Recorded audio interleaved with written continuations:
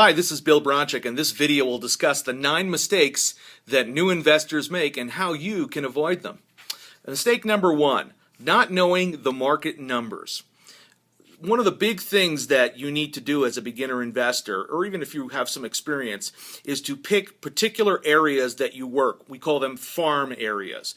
And that's what a lot of businesses do. They don't focus on all customers. They focus on a limited scope or a limited cross-section of the population. And in the same way, as a real estate investor, you can pick particular neighborhoods that you choose to invest in. Real estate agents do that as well. They don't usually list houses all over town. They pick 3 or 4 neighborhoods, and that becomes their farm area, which you want to establish for yourself. And in that farm area, what you want to do is really know what the values are of the houses and what they range, so that when a deal comes your way, you don't waste your time running all over town trying to figure out what a house is worth. So for example, if the low end of the neighborhood is 150 and the high end is 200, you would know that maybe on the smaller end a certain type of house, such as a ranch, is worth roughly X, and that the 2-story house with 4 bedrooms and 2 baths is worth roughly Y. And then if you have a baseline, then you can compare and contrast. When someone says they have a 3-bedroom, 2-bath, 2-car garage ranch, and you know from your research that is worth 165, you have a ballpark and a place to start with, so you don't waste your time. Too many people waste time trying to figure out the value of houses. Also within that farm area, you want to know what's called the supply curve. And what that is a ratio of how many houses have sold compared to how many houses are for sale.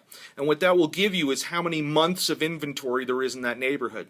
So for example, if there are 60 houses that are for sale within a particular defined geography, and 10 have sold within the last month or so, then what you've got is 6 months of inventory. 6 months is what it'll take for everything to liquidate if no more houses went on the market in that neighborhood.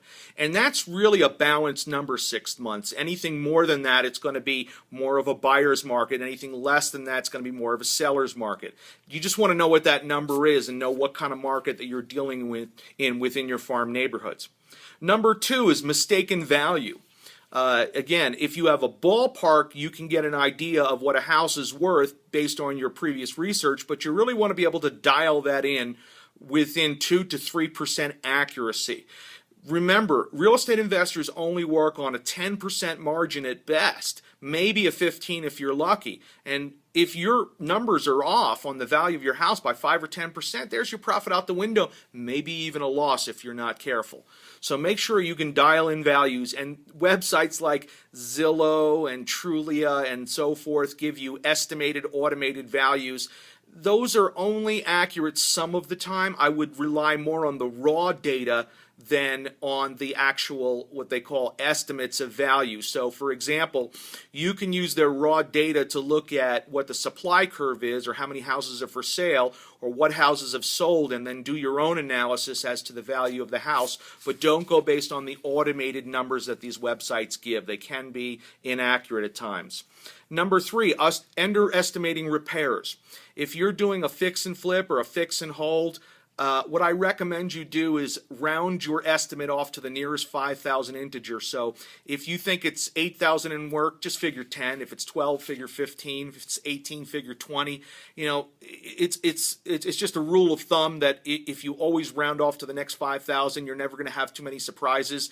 And in rehabs, you always have surprises. So if you already rounded off, then you've taken that fudge factor into account there. Number 4, a poor choice of contractor. A lot of people who are new investors get burnt, and not just new investors, I've gotten burnt even as an experienced investor with contractors. Make sure you pick someone that's got references, someone that you can put something under contract in writing with, an independent contractor agreement that spells everything out. Don't pay people by the hour, pay them by the job, pay them by performance. So for example, if the job was bid, and it should be bid in detail, not just a new kitchen, but what cabinets and what countertops specifically they're putting in, and let's say that the whole job is $30,000, I might give them a third up front for materials, another third when the job is substantially complete, which is usually when they say it's all finished. You know, there's usually a lot left there. And then the last third after the punch list, which is the walkthrough and the items that still have to be done, are done. If you don't hold back enough for that punch list, you end up getting burnt. So don't pay by the hour, don't pay by the date, pay by performance. Number 5, a bad contract. It's amazing to me that people will invest in real estate and deal with $200,000 houses or more and not invest a few $100s or a few $1,000s with a good attorney to draft a real estate contract. This is the legal aspects of your purchase and sale, and most of the time everything will go fine, but it's that one time it goes bad that you can get really burnt and lose tens of thousands of dollars if you have an improperly or poorly drafted contract. So make sure that you are familiar with your local real estate realtor forms, as well as have a good addendum or separate contract drafted by an attorney. Number 6, the wrong legal entity. Many people don't set up an entity at all, which is quite a disaster, a lot of liability issues. But what they do is they instinctively just set up an LLC, single member, which a lot of people do and is often a mistake. There are tax consequences as well as legal consequences to operating a business, and depending on the type of business, whether it's rental income, which is passive, or it's wholesale income, which is ordinary, you should be choosing maybe a corporation, S or C Corp, versus an LLC. And I'm not saying one is better than the other. I'm just saying that depending on the type of income that you're earning and the type of business you're doing, you may want to sit down with a tax professional to determine which one is appropriate. Don't automatically assume an LLC is the right way to go just because everybody else does that. Number 7, no marketing plan. What a lot of investors do is they spend a lot of time trying to figure out how to do a deal from A to Z instead of trying to get sellers on the phone, instead of trying to make offers, instead of trying to talk to people to see if they're interested in selling their house. And they waste a lot of time trying to figure out every single detail of the transaction before they even make an offer. Now look, you can hire professionals to help you through the process, but without a seller in front of you, without an offer on the table, it's all academic. So a lot of investors waste a lot of time trying to figure out every detail without drumming up business. Number 8, no script.